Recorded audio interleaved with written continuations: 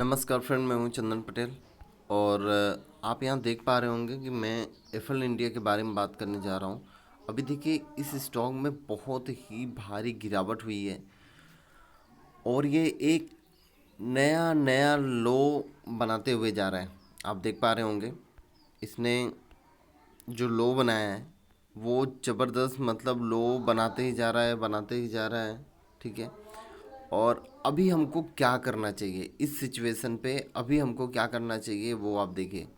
देखिए ओपनिंग हुई थी 4977 से और यहाँ पे लो बनाया है इसने 4731 का। और आप देख सकते हैं यहाँ पे कि थोड़ा सा मैंने वीडियो रोका था और इस स्टॉक में इतनी भयंकर फिर से अभी तेज़ी आ गई, मतलब रिकवरी आ गई। तेज़ी तो नहीं बोल सकते हैं लेकिन रिकवरी बोल सकते हैं। लेकिन आपको अभी क्या करना चाहिए इस स्टॉक में? अभी अगर मैं इसका देखिए चार्ट लगाता हूँ तो देखिए यहाँ पे मैंने जो चार्ट लगाया है, आप यहाँ पे देख पा रहे होंगे ये चार्ट। यहाँ पे देखिए ये स्टॉक में कितनी ज़बरदस्त नीचे गिरावट आई थी और अभी भी देखिए गिरावट आ रही है। देखिए 75 रुपये से डायरेक्ट 4800 पे आ रहा है या 4837 रुपये पे आ रहा है। इतनी भयंकर गिरावट देखने को मिल रही है। और यहाँ पे आप देख पा रहे होंगे कि इस स्टॉक में कैसे सिचुएशन बन रही है। और यहाँ पे देखिए मैंने डे वाइज चार्ट लगाया है, वन डे का चार्ट लगाया है। ठीक है। मतलब एक कैंडल वन डे को रिप्रेजेंट कर रही है। और यहाँ पे अभी देखिए गिरावट रुक नहीं रही है। थोड़ा सा करेक्शन ज़रूर हुआ है लेकिन थोड़ा सा रिकवरी ज़रूर हुआ है लेकिन फिर भी गिरावट रुकने का नाम नहीं ले रही है। देखिए कितनी ज़बरदस्त और कितनी भयंकर यहाँ पे गिरावट देखने को मिली है। अगर यहाँ पे मैं वीकली चार्ट लगाऊं, मतलब एक कैंडल एक वीक को रिप्रेजेंट करती है। ठीक है। तो आप यहाँ पे देखिए लगभग ये 3 वीक से ये गिरना चालू हुआ है। अब देखिए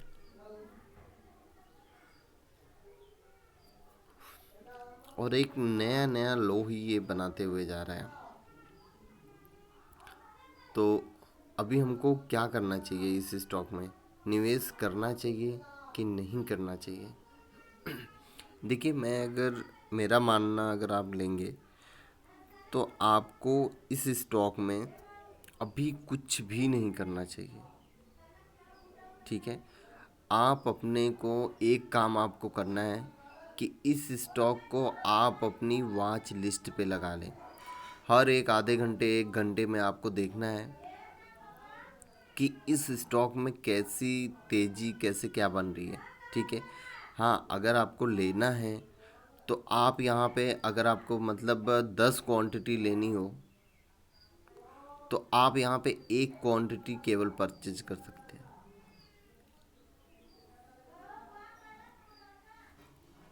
केवल एक क्वांटिटी यहाँ पे आप परचेज कर सकते हैं। ठीक है। देखिए सपोर्ट का लेवल ये है। अगर अगर ये सपोर्ट का लेवल रहे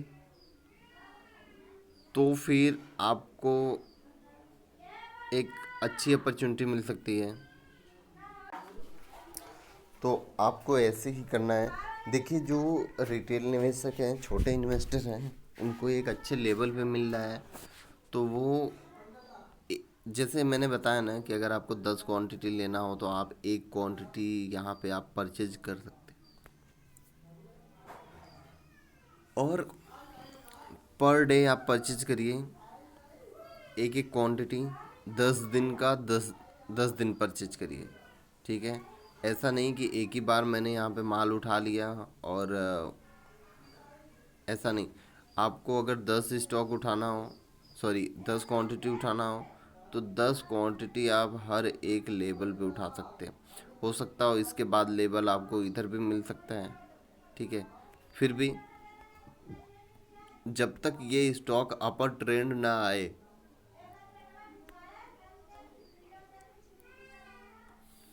तब तक आपको इस स्टॉक में धीरे धीरे एक एक करके खरीदारी करनी चाहिए।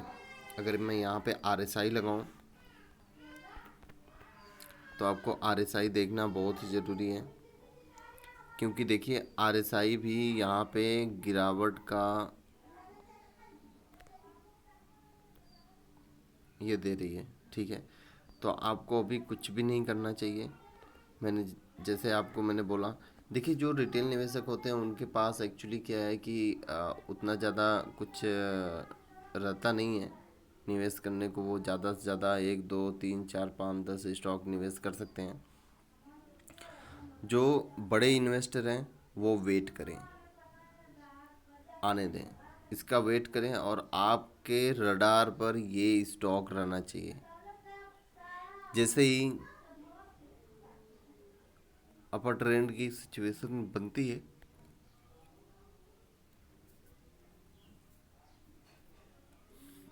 आपको यहाँ पे दबा के माल उठा लेना चाहिए, क्योंकि ये एफल इंडिया लिमिटेड ये एकमात्र एक ऐसा स्टॉक है कि जो इसके टक्कर में और कोई भी स्टॉक नहीं है, दूर दूर तक नहीं है।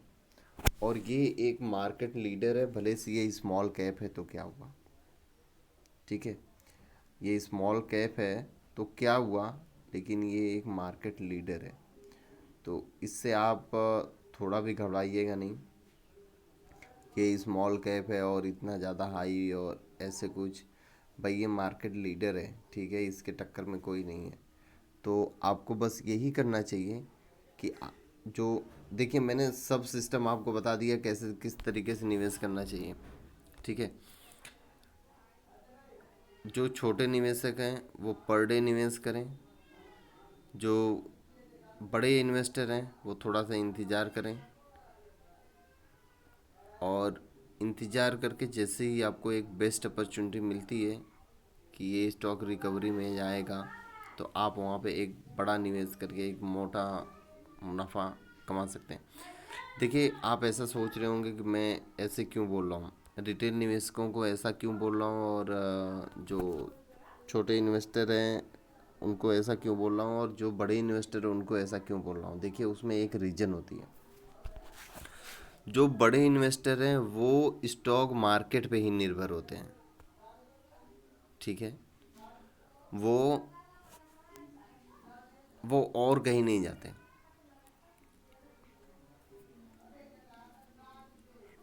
और जो रिटेल निवेशक होते हैं, मतलब जो छोटे इन्वेस्टर होते हैं, वो जॉब भी करते हैं या अदर काम करते हैं, मतलब उनकी दुकान होती है या शॉप होती है, मतलब जो भी है वो काम कहीं कर करके यहाँ पे वो निवेश करते हैं। तो उसमें दो बात आप समझिए।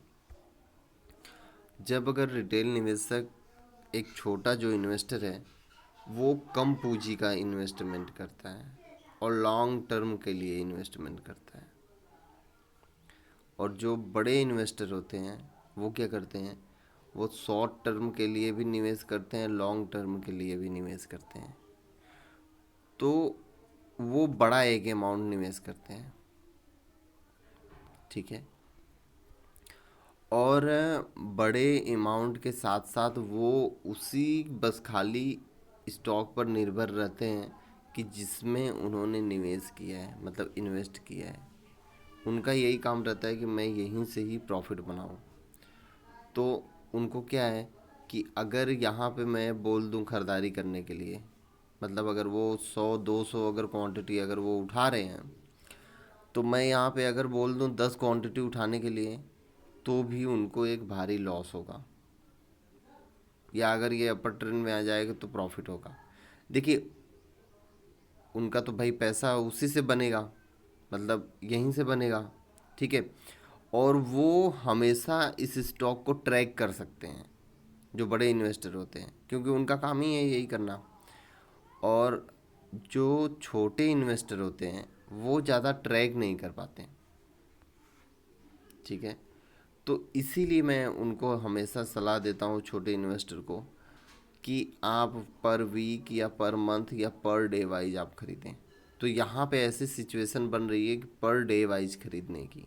ठीक है, तो पर डे आप इस स्टॉक में इन्वेस्ट करिए, तो आपका जो प्राइस है वो एक एवरेज में आ जाएगा। जैसे आपने अभी 4700 रुपये पे किया या 4800 रुपये पे आपने यहाँ पे इन्वेस्ट किया, ठीक है, आप मेरी बात समझिए। जो छोटे इन्वेस्टर है, अगर आपको 10 क्वांटिटी उठानी है तो आपने एक 4800 रुपये पे कर लिया बाइंग, और थोड़ा सा नीचे आता है आपने और कर लिया, और थोड़ा सा नीचे आता है आप और कर लिए, और थोड़ा सा नीचे आता है आप वहाँ पर कर लिए, ठीक है।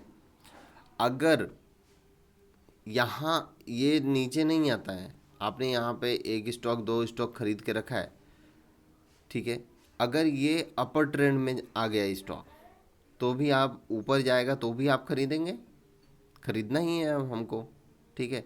तो वहाँ पे क्या होगा कि आपका जो एक प्राइस है वो एवरेज में आ जाएगा। अगर मान लीजिए आप लगभग 5600 के आसपास तक खरीदते हैं, मैं एक नॉर्मली एक बता रहा हूँ, या 5200 के आसपास खरीदते हैं, तो आपका कितना एवरेज प्राइस होगा, लगभग 5000 के करीब।